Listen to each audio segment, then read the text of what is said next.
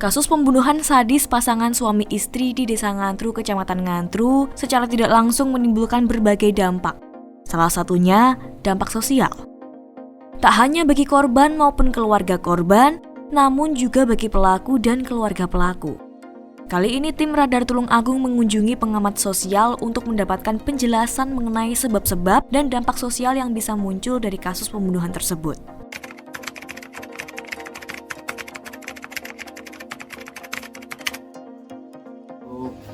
Banyak maraknya kasus pembunuhan khususnya yang barusan terjadi di wilayah Ngantru ya.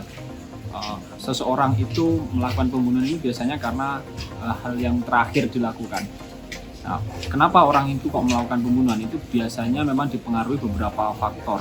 Ada 2 faktor utama yang sebenarnya seseorang itu akhirnya nekat melakukan pembunuhan. Yang pertama yaitu adanya faktor internal dan yang kedua faktor eksternal. Nah, faktor internal sendiri yaitu yang mempengaruhi sebenarnya hubungan sosial di antara dirinya dan keluarga.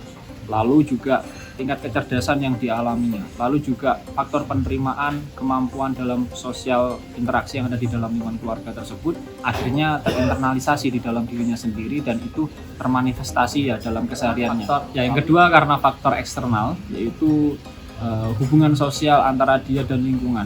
Jadi faktor pergaulan, teman, terus hubungan dia di masyarakat itu seperti apa, itu yang sebenarnya juga sangat mempengaruhi seseorang ini akhirnya memiliki kemauan atau ingin melakukan pembunuhan. Ya, bisa dimungkinkan salah satu pelaku yang saya contohkan di Ngantru itu dia memiliki komunitas ya, atau dia sebenarnya memiliki lingkungan yang memang mengarahkan dia akhirnya tidak terlalu segan untuk melakukan pembunuhan. Kita juga kemarin melihat ya dari hasil rilisnya sebenarnya pelaku ini residivis. Nah, ternyata residivis yang 2 kali dari melakukan pembunuhan lagi.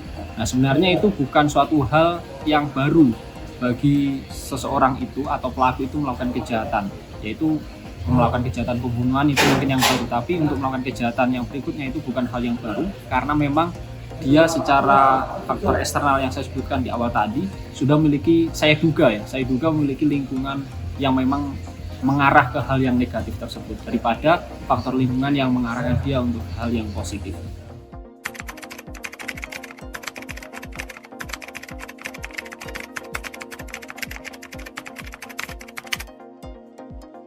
Ya, sebetulnya ada 2 sisi ya, atau ada 2 mata pisau terkait dengan pemberitaan pembunuhan. Di satu sisi, pemberitaan pembunuhan itu positif dalam arti akan memberikan edukasi kepada masyarakat bahwa hal-hal semacam ini itu jangan sampai dilakukan atau jangan sampai diulangi lagi, atau bahkan bisa menjadikan masyarakat itu lebih mawas diri. Oh, ternyata ada cara aksi seperti ini loh untuk melakukan bisa tindakan kriminal yang mengarah ke pembunuhan.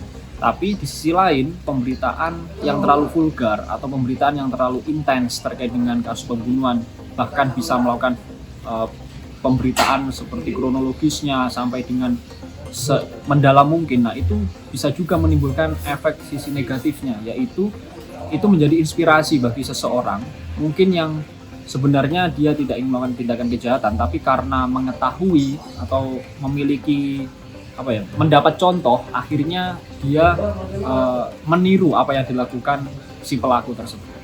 Ya, pelaku pembunuhan bisa dikatakan penyimpangan sosial. Penyimpangan sosial dalam arti dia itu menyimpang dalam norma-norma yang berlaku di kalangan masyarakat. Karena tindakan pembunuhan ini sendiri kan sebenarnya tindakan yang negatif ya. Jadi artinya di norma yang ada di masyarakat sekitar pasti pembunuhan itu tidak dibenarkan. Jadi mereka atau si oknum atau si orang yang melakukan pembunuhan ini dikategorikan penyimpangan sosial. Seorang pelaku pembunuhan akan mendapatkan resistan dari lingkungan sekitar ketika ia sudah keluar dari penjara. Meski begitu, bagaimanapun juga, pelaku juga masih memiliki hak-hak sosial. Maka dari itu, tokoh masyarakat sangat berperan penting untuk melakukan pendampingan kepada pelaku, agar nantinya dapat diterima kembali oleh masyarakat di lingkungannya, dan tentunya menjadi pribadi yang lebih baik untuk selanjutnya. Dari Tulung Agung, Lukman Hakim melaporkan.